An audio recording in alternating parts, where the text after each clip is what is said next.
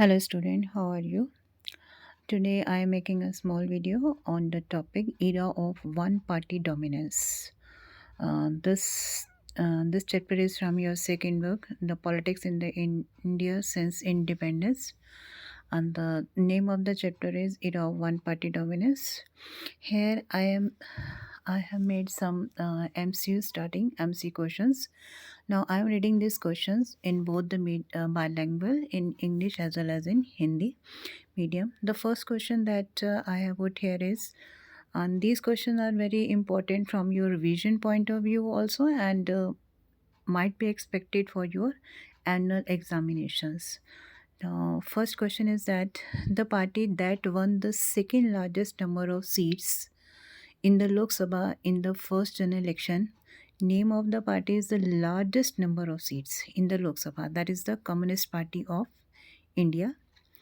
And Hindi में वह party जिसने पहले बार में दूसरी सबसे बड़ी लोकसभा सीटें जीती, पहली बार लोकसभा में सबसे ज़्यादा सीटें जीती, वो थी भारतीय कम्युनिस्ट पार्टी। ठीक है, ये जो ग्रीन कलर वर्ड्स में लिखे हैं ये आंसर है आपके। ठीक है, नाउ सेकेंड क्वेश्चन जो मैंने लिखा है, इन विच 3 general elections did the Congress party exhibit dominance in India. Hindi में इसका अनुवाद है, कांग्रेस पार्टी ने भारत में तीन आम चुनावों में प्रभुत्व प्रदर्शित किया। तो ये आपके जो तीन ए बी सी डी में इसमें तीन जनरल इलेक्शंस के बारे में लिखा हुआ है। ठीक है, कंटिन्यूस 1961, 1971, 1977। तो answer, correct answer is the C, 1971, 1980 and 1984। In this continuous 3 general elections, the Congress got dominance in India, got the majority of seats. तो इन 3 आम चुनावों में कांग्रेस को बहुमत से जो है सीटें प्राप्त हुई थी।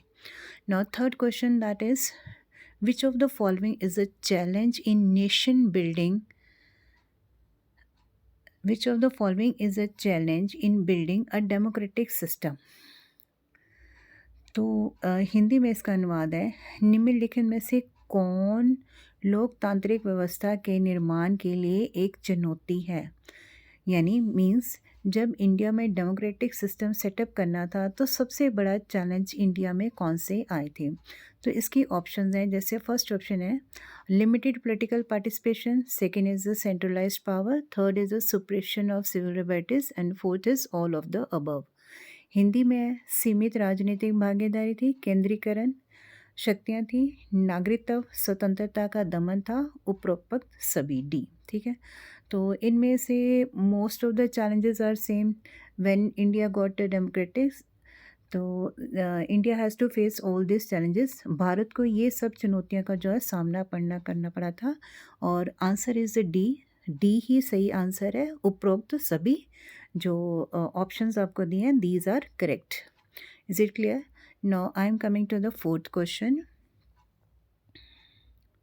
The first question is, the formation of the which party played a significant role in challenging the Congress party's dominance in 1977 general election. Hindi में अनुवाद है कि किस पार्टी के गठन ने 1977 के जब आम चुनाव हुए थे तो कांग्रेस पार्टी के प्रभुत्व को चुनौती देने वाली महत्वपूर्ण भूमिका किस पार्टी ने निभाई। तो आपको सबको पता है कि 1977 में कांग्रेस का जो वन पार्टीज डोमिनेंस सिस्टम था वो ख़त्म हो गया था, and the first time the Janata Party came into power in the Lok Sabha. It made the ruling government, and it make the government in the center. So answer is the B. B answer जो है correct है. Not the Bharatiya Janata party, not the Communist Party of India, not the Samajwadi party. तो answer जो है वही B, that is Janata party. Janata party ने ही 1977 के आम चुनावों में बहुमत से जो है सीटें प्राप्त की थी.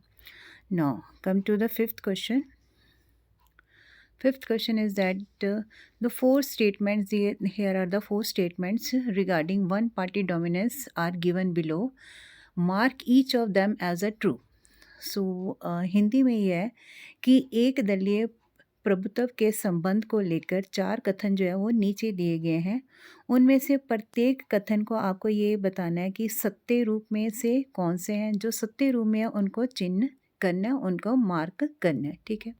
The first time reading in the English, the first option is that one party dominance is rooted in the absence of the strong alternative political parties. ये तो क्लियर है सबको। जब तक हिंदी में भी इसका ये अनुवाद है कि एक दलीय प्रभुत्व मजबूत वैकल्पिक राजनीतिक दलों की अनुपस्थिति से निश्चित है, ठीक है। जब तक कोई ऑपोजिशन में कोई पॉलिटिकल पार्टी नहीं होगी तो वन पार्टी डोमिनेंस है that will continue. So alternate political party system होना ज़रूरी होता है, strong alternative political party system.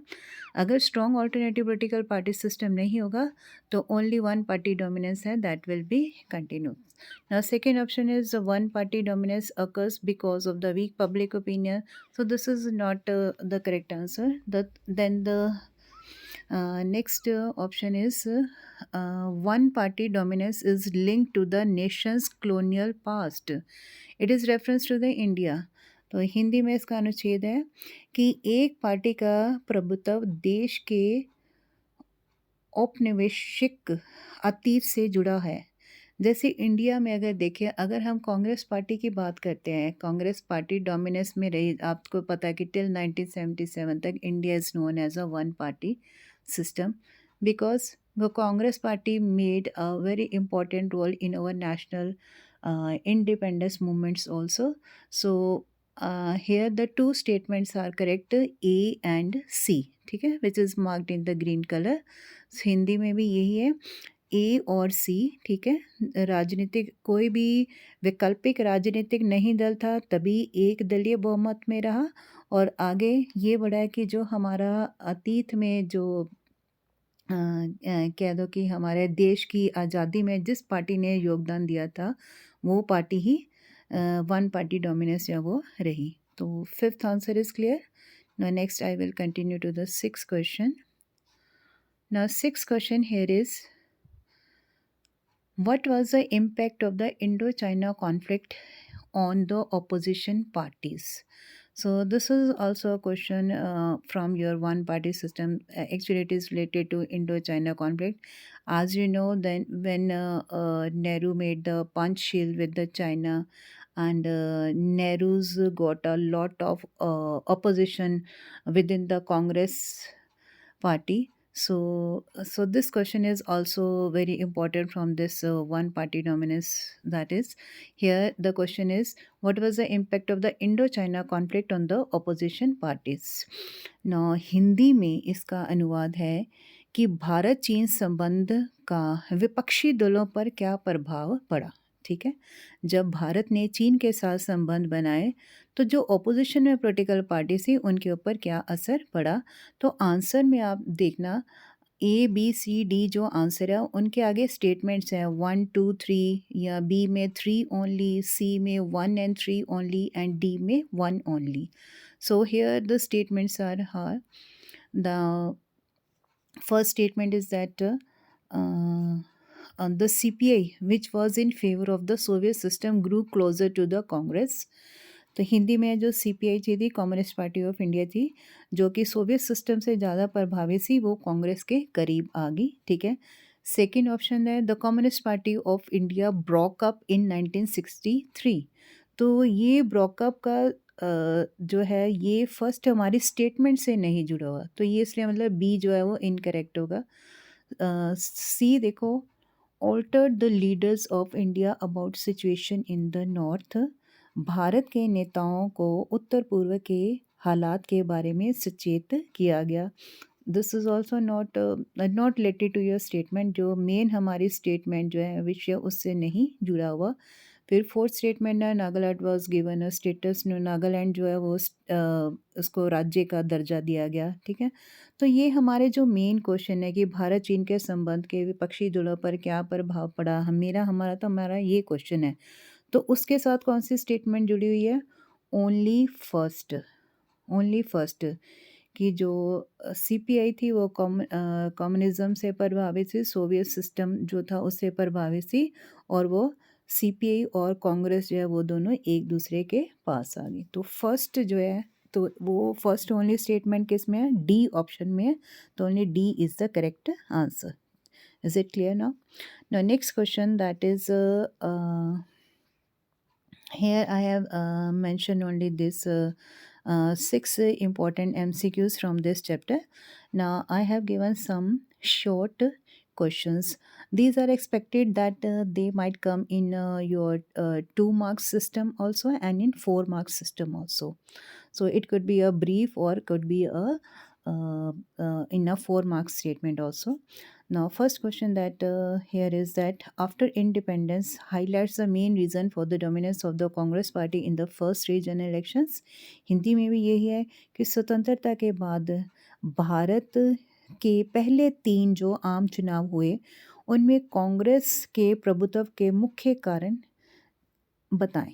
कारणों का प्रकाश डालें, यानी उसके मुख्य कारण आपने मेन रीज़न बताने हैं कि कांग्रेस क्यों डोमिनेंस में रही फर्स्ट 3 जनरल इलेक्शंस में। ठीक है, ये क्लियर है ना। सेकंड क्वेश्चन जो मैंने इसमें से इम्पोर्टेंट डाला है, what was the position of the Congress party in the second and the third general elections.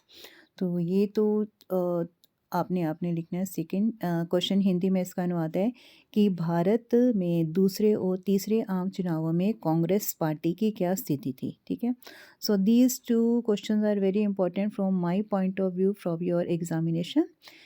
ठीक है ना, इसके बाद कुछ मैंने पिक्चर बेस्ड जो क्वेश्चन बनाया, आपका कार्टून बेस्ड क्वेश्चन है। Here you can see the cartoon based question and it is visible in your books also. आपकी जो एनसीईआरटी की बुक है उसमें ये पिक्चर बेस्ड क्वेश्चन दिया हुआ है। तो इसमें भी जो क्वेश्चन है ये डाला है, what does this cartoon represent, ये जो कार्टून है ये क्या दर्शा रहा है। ठीक है, नेक्स्ट क्वेश्चन है, what does the term tug of war refer to. Here tug of war किसको कहा गया है, and who has shown on this branches of the tree, ये जो पेड़ की शाखाएं हैं इन पर क्या दर्शाया गया है। ठीक है, तो ये आपने ये इसके क्वेश्चंस के बारे में करना है, ये इम्पोर्टेंट कार्टून है। ठीक है ना, नेक्स्ट जो कार्टून इमेज मैंने डाली है, दिस इज़ रिगार्डिंग इसके जो क्वेश्चंस हैं कि name the 4 leaders that you have been shown in this cartoon. So this election committee के ऊपर जो मेन लीडर्स जो बैठे हुए हैं, ठीक है, वो आपको विजिबल हैं। सो इन 4 लीडर्स के जो नेम हैं वो आपने बताने हैं। Now, second question है, who was the chief election commission of the India at that time? The first, the chief election commission, you all know, Sukumar Sen was the first chief election commission.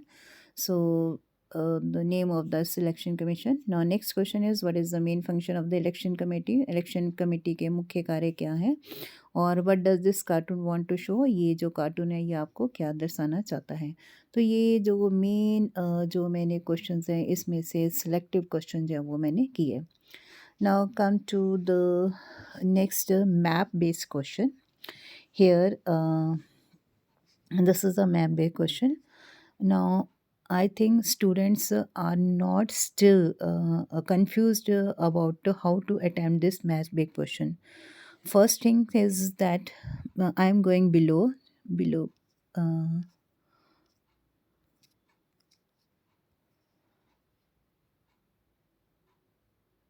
below here. Now these are the questions. Suppose these 5 questions are there and there will be 3 columns. Questions होंगे आपके पास 4 to 5 question, because it is mostly of 4 marks, तो 1 mark is for the choice question and only 4 जो questions will be analysed. So there will be 3 columns. First column will be about the information is about the questions. The second column will be of the alphabets that are marked in a different state. And the third column will be of the name of the state or the region. So how you will attempt this question? This question is very important. First write down the first column, all the questions. The question first is, these are given 1, 2, 3, 4 and 5. First of all, write all the questions in the name wise. Then try to answer these questions in the column 3. So make a write up. First suppose This question is the first, the state to which the C. Rajagopalachari, the first Indian Governor General of India, belongs to. तो हिंदी में इसका अनुवाद है कि वो राज्य कौन सा है जिसमें भारतीय गवर्नर जनरल राजगोपालाचारी किस स्टेट से, किस राज्य से संबंधित है, ठीक है. Now suppose here the answer is we know Bihar, ठीक है. So what we write answer in the 3 column, we write the name of the state and then the alphabet corresponding to that state. Suppose here the alphabet is A, so you will mark the A. This is an example. I'm not giving you this. So you will firstly fill the first column, then the third column, and the last you will fill the second mid column. The alphabets will be filled only at the last. सो हिंदी में मैं ये बताऊंगी, आपने जब ये map का question करना है, ये बहुत स्कोरिंग है आपके लिए, 4 के 4 मार्क्स एक्सपेक्टेड जो है वो आ सकते हैं. इसमें जब आंसर आपने लिखना होता है तो आपको 3 कॉलम्स दिए जाते हैं. फर्स्ट कॉलम में इंफॉर्मेशन होते हैं. इंफॉर्मेशन मीन्स द क्वेश्चंस, जो आपको 1 to 5 क्वेश्चंस दिए होंगे, वहाँ पे आपने पहले क्वेश्चंस लिखने हैं. देन इसके बाद सेकंड कॉलम होता है अल्फ़ाबेट्स को, जो इंग्लिश के अल्फ़ाबेट्स लिखे हुए हैं ना मैप में, वो दिए होंगे, ठीक है. देन थर्ड कॉलम होगा आपका नेम ऑफ द स्टेट, और राज्य के नाम, राज्य और क्षेत्र के नाम, ठीक है. तो आपने पहले क्वेश्चंस को रीड करके थर्ड कॉलम में उस स्टेट का नाम लिखना है. फिर उस स्टेट के आगे जो अल्फ़ाबेट लिखा होगा वो अल्फ़ाबेट हमने उस आंसर में लिखना है, यानी कि सेकंड कॉलम हमने फिर फिल करना है, ठीक है. तो जब भी आप ये पेपर में अटैम्प्ट करोगे, फर्स्ट कॉलम में आपने पहले क्वेश्चन लिखने हैं, देन थर्ड कॉलम में उसका आंसर लिखना है, then come to the second column alphabets. Alphabets में जो मैप में अल्फ़ाबेट्स लिखे होंगे, ठीक है, तो वो अल्फ़ाबेट्स लिखने हैं. आपने कंटिन्यूस ABCDE ऐसे अल्फ़ाबेट्स नहीं लिखने. जो आंसर के रिलेटेड अल्फ़ाबेट्स होंगे, जो जिस स्टेट में जो अल्फ़ाबेट्स लिखे हैं वो आपने वो लिखना है, ठीक है. So this is also an important, from my point of this map is very important. You can note these questions. First question is the state to which the C. Rajagopalachari, the first Governor General of India, belongs. Second is question is the state where the first non-Congress government was formed by E.M. Nambodri Prasad. Now third question is the state to which the Rafi Ahmad Kidwai, the Union Minister of Food and Agriculture 1952-54, belongs to. Now fourth question is the state which faced the most acute food crisis in 1965-1967. And the fifth question is the state which led the country to white revolution through dairy cooperative movement. So these are the 5 questions. Now Hindi में वह राज्य बताएं जिससे भारत के पहले भारतीय governor general Shri Rajagopalachari संबंधित थे. सेकंड क्वेश्चन, वह राज्य जहां पहले गैर कांग्रेसी सरकार ESS द्वारा बनाई गई थी, नंबोदरी प्रसाद ESS द्वारा बनाई गई थी. थर्ड क्वेश्चन है, वह राज्य जहां केंद्रीय खाद्यान्न और कृषि मंत्री रफ़ी अहमद किदवई 1952-54 में थे, वह राज्य बताएं. फोर्थ क्वेश्चन, वह राज्य बताएं जब 1965-1967 से सबसे गंभीर खाद्यान्न संकट का सामना करना पड़ा था. और फिफ्थ क्वेश्चन है, वह राज्य जिसमें डेयरी सहकारी आंदोलन का माध्यम से देश में क्षेत्रीय क्रांति की ओर अग्रसर हुआ था. तो डेयरी फार्मिंग एक लास्ट में हिंट फिर से रिपीट कर रही हूँ, जैसे ये अभी डेयरी फार्मिंग का है, ठीक है, ये तो सबको पता है. इसका आंसर जो है वो कहाँ पे आना चाहिए, इन द गुजरात स्टेट. तो यहाँ पे देखो गुजरात में जो है सिंबल, क्वेश्चन लिखूंगी 5th नंबर पे क्वेश्चन, आंसर जो होगा मेरा आंसर में मैं क्या लिखूंगी, गुजरात, और गुजरात के आगे सिंबल देखो कौन सा है, C. तो मैं अल्फ़ाबेट्स में उसका आंसर क्या लिखूंगी, C, ठीक है. तो इस तरह आपने ये सारे क्वेश्चन, मैप क्वेश्चन जो वो करने हैं, ठीक है. So next I think all of you are clear with this concept how to attempt this map based question. सभी ये बच्चे क्लियर होंगे. नो नेक्स्ट इसी तरह मैंने नेक्स्ट जो मैप बेस्ड क्वेश्चन वो डाला है.